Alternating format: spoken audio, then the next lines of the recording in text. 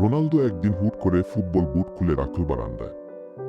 দীর্ঘশ্বাস ফেলে বলল, আর নাই, চোখে একরাশ হতাশা, গায়ে ক্লান্তির ছায়া। আর বল নয়, এবার তার চোখে ঝিলমিল করছে গরুর পাল। বল খেলতে খেলতে হঠাৎ একদিন ভাবল, গোল করে কি আর পেট ভরে? চাল ডাল লাগবে, তেল নুন চাই, এই কথাগুলো মুখে আসতেই যেন বুকটা ভার হয়ে গেল। সন্ধ্যায় চুপি চুপি গ্রামের এক প্রান্তে গেল। চোখে সানগ্লাস, মুখে কৌতুকের হালকা হাসি, হাতে দড়ি, ফুটবল মাঠে ড্রিবল, এবার গরু চুরিতে। বুক ধুকপুক করছে, তবু সাহস করে একটাকে নিয়ে এল, নাম দিল মেসি গি।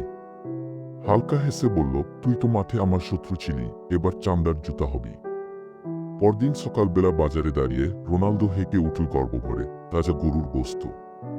বিশ্বকাপ খেলে আসা খেলোয়াড়ের কাটা, গলার স্বর জোরালো, কিন্তু ভিতরে একরাশ লজ্জা লুকিয়ে।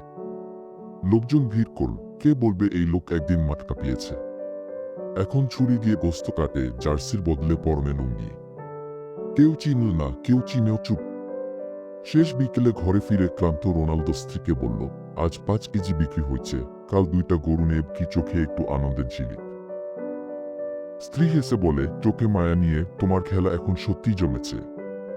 রোনালদো জানে খেলার মাঠ বদলেছে, কিন্তু জীবনের গোল তো এখনো করছে, এইবার শুধু অন্যভাবে, অন্যরকম কষ্টে, অন্যরকম সাফল্যে।